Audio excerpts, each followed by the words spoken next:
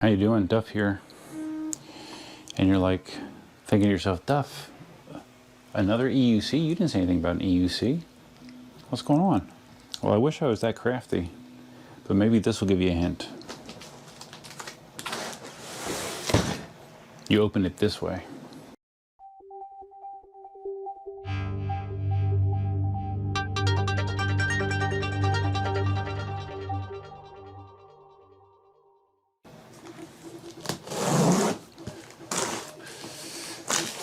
No, it's not an EUC or any other personal electric vehicle. It is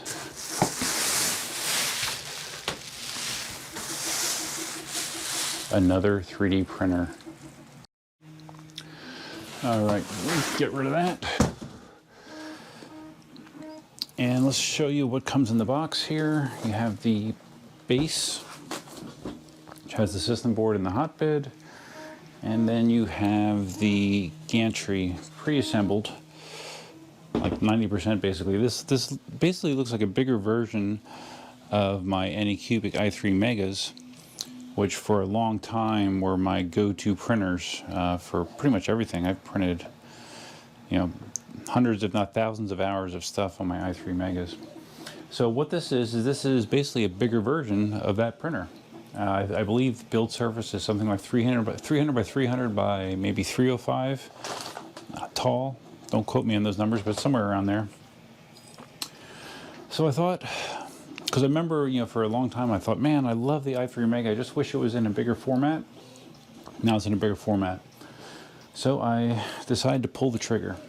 So what you have inside, base model, gantry, and the customary AnyCubic throw-ins, spare hot end, tools, gloves, USB cable, SD card, a spare sensor. AnyCubic does a nice job of providing you extra stuff. Probably about as good of a job as Prusa does, actually. It's pretty close. So I'm so confident that I know how to build this thing that I don't think I even need to look at the instructions, which might be a big mistake. Always, always, always verify that the power selector on your printer is set to the appropriate voltage. In North America, you want that to be 110 volts. If you hook it up and it's at 220, you might have a bad day. Okay, to install the gantry, first of all, make sure that your extruder and the motors are facing towards the back. And there's 4 bolts for each side. So it takes a little bit of patience to get them lined up, but all you gotta do is attach your 4 bolts. Patience. Come on. Once you get one started, the rest come much easier. So we're just gonna put them in loose at first so we get everything lined up. And then we will come back through and torque everything. Sounds like a plan. Okay, I've got all the bolts on the side started. We're just going around and tightening them up. Oh, I'm still recording. Hi. Still haven't decided where I'm going to be putting this in my my build area. I just removed the one i3 Mega that was underneath there. I'm going to be, I believe, giving that to Katie and Daniel, and I'm not sure if I'm going to be moving perhaps the Mini down to there, because the Max, the AnyCubic Max is too big to fit under there, so I'm not quite sure how we're going to rearrange things, but we will be doing some rearranging. All right, next up we are installing the filament sensor. I mean, really, this, at least so far, this is just basically everything is identical to what I'm used to doing on the i3 Megas. It's just a larger frame, but otherwise everything so far has been pretty much the same. So when you're installing the filament sensor, obviously, all you got to really do is look at the arrow. It shows you the direction of the filament, so you have to put it this way. And you actually have to take out the 2 screws that are already in there and then redeploy them to mount the frame or to mount it back on the frame. All right, now we are installing the filament holder. Again, you are taking out 2 screws that you will be Actually, you only have to loosen them. You don't even have to take them out. Just to back them out enough that this can slide underneath. It goes like this. Okay. I'm just debating that we have this right. Do we have this right? Yeah, I'm just looking at that angle there. Yeah, that has to be right. All right. So now there's 2 small screws to attach the rest to the frame here. Okay, just attaching the bracket here. I'm pretty close to done, to be honest with you. Okay, good to go. All right. So we need to attach the cables without knocking over your electric unicycle. That would be bad. All right. So the good news is they're all color coordinated, and they're different sizes. So it's really hard to mess it up. So I'm gonna do black first. I need better lighting. We're gonna do black first, and we're gonna push it in the right way. Maybe that would probably work better. There we go. Little tab goes up top. Green is next. Trying to hold this between my legs while I'm doing this is really some A+ camera work here. Very well thought out ahead of time. All right, there we go. Green in and red. Okay, this small one is for your filament sensor. So that gets popped in right down here, like that. And then the red one comes underneath, I believe, somewhere. Okay, so yeah, the red was it was hiding from me right under there. So just plug that sucker in. Make sure they're firmly seated. There we go. And that should more or less be the assembly process. So now we just have to go through the setup process. So let's bring you over here. You're sitting on my Prusa MK3 right now. All right, so let's turn it this way. As you can see, all this extra stuff here on the table, this is all stuff that's included with your i3 Max. They really do provide you with lots of stuff.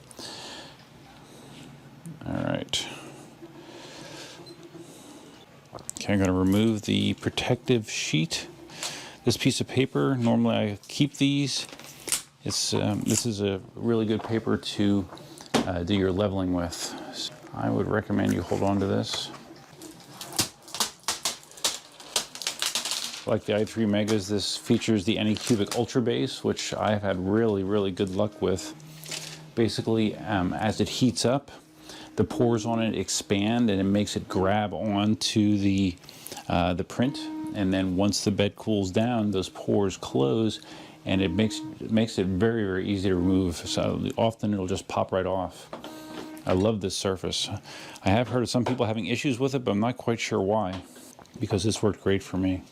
All right, let's plug in here. And I'm plugging into my EUC charging arrangement. Not ideal, but this is just for setup. Okay, so let's cross our fingers, turn it on, and see what happens. Oh wow, that's new. You get like a fancy animation when it turns on. That's the CR10S Pro does something very similar to that. Okay, well, all right. So the menu looks similar, but you can tell it's an updated UI. Definitely looks cooler for sure. All right, so let's put the included SD in. First thing I need to do is level it. So let's see if anything different happened with the leveling. Oh wow, this is definitely different. I don't know that I need all these sound effects, but that's all right, I guess. Let's see if it homes first, because that's important. So it should home the X, Y, and Z axis. And once it does this, then we will be doing our leveling process. All right, are we homed? Okay, I think we are. All right, so now we need to disable the motors. Let's see, how do you do that, I wonder? All right, there we go. Motors are off. So what we're gonna do is we're gonna use our handy dandy piece of paper. We're gonna put it underneath the nozzle and You basically are going to be adjusting these knobs on the bottom here. Left, when you turn the knob left, it makes less space. That's the way I always remember it. Left means less. If you turn the knob to the left, you get less space between the print head and the bed. If you turn it to the right, you get more. So I'm going to be turning this knob until I just start to feel some drag on the paper. Okay, like that.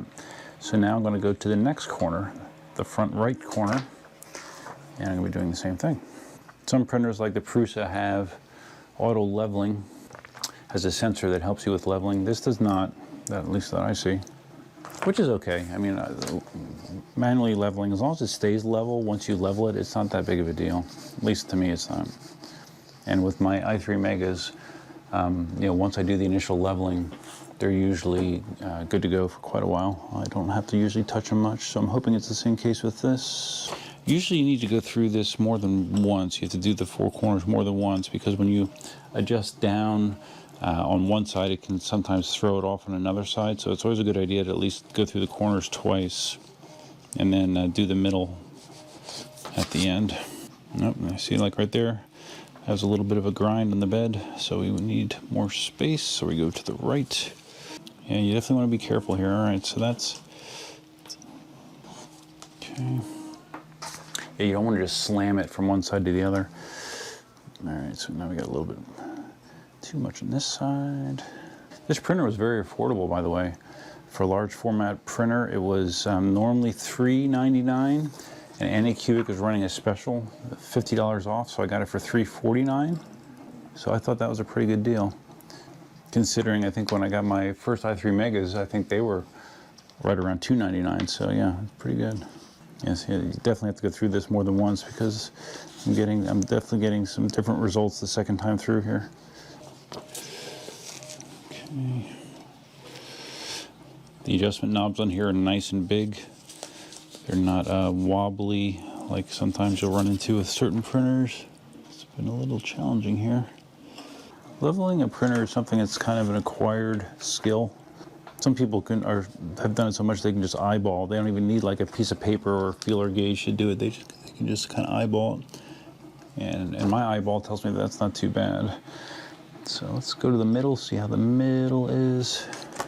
Middle seems a little high, but it might be okay. It might be okay. So the best thing to do now is to load some filament. I happen to have some already started Prusament PLA, so we are going to go that route. There is a 1 kilogram spool of filament that's included with the AnyCubic Max, but this is typically not real great quality stuff, so I'm just gonna do my first test here with this. Although black is not ideal, because it's kind of hard to see what sort of print you're getting when it's black, but we're going to try it anyways. All right, so we need to preheat the nozzle. Let's see how that looks. Tools, preheat, filament in, okay. All right, so what it's going to do is it's going to heat up the hot end. And I don't know, are we even recording right now? Hope so. All right, while that's heating up, I'm going to load the filament. I went through the filament sensor, and then there's a little hole under here. And this is another acquired skill, especially with Bowden tube printers, as far as getting the filament lined up right. There you go, it's lined up. I'm putting pressure on this handle here. I'm raising the Z-axis just so I have some room to push some filament out here. So we are going to try to start feeding some filament. And if things work as we hope, we're going to start seeing some come out the hot end. Like that. Okay, there goes the white. That's the white that they do the test print at the factory with. You notice that this, okay, we can stop it.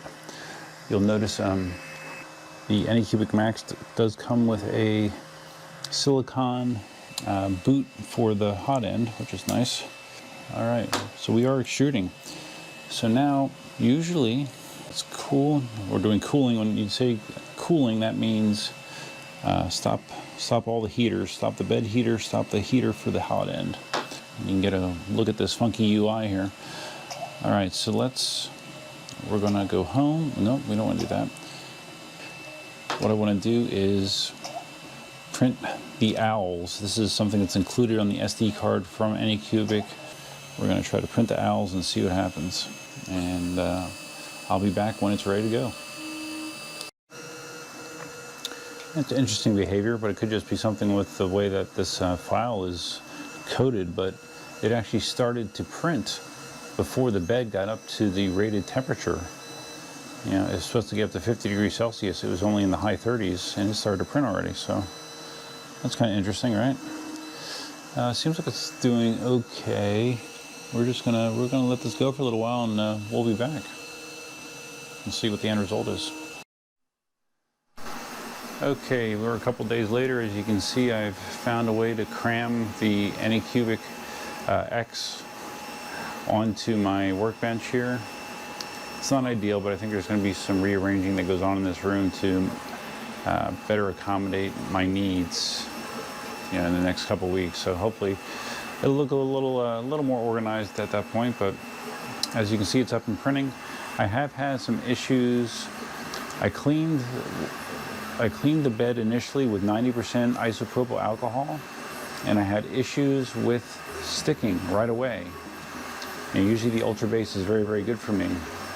And I've done some reading, and evidently, if you go above 70% isopropyl alcohol, you can have issues with it screwing with the adhesion properties of the bed. So I've dropped down to 70% isopropyl alcohol, scrubbed it real good, and it seems to be adhering okay for now. So hopefully that fixes it. But I will be reporting back if I have any issues in the future. So we'll be doing a lot of printing on this printer. You'll be getting some additional feedback over time for sure. So if you found this video interesting, please give it a big thumbs up. If this is your first time visiting the channel, please think about subscribing. If you're going to subscribe, you can hit that notify bell, which is over here somewhere, or over here, one of those two sides. Feel free to leave your comments, suggestions, ideas, and feedback about the AnyCubic X. What do you think about it? It's going to be interesting. I have to tell you that, you know, I'm not used to having a printer that's this loud. You know, the stepper motors in my Prusa's are near silent. This has updated drivers, the Ender 3, so this is very quiet. My CR10S Pro is very quiet. So the AnyCubic X definitely has established itself as the noisiest printer in my collection. But as long as it prints okay, I can deal with a little more. So we'll see. Hope you guys have a good weekend. Until next time, Duffman out.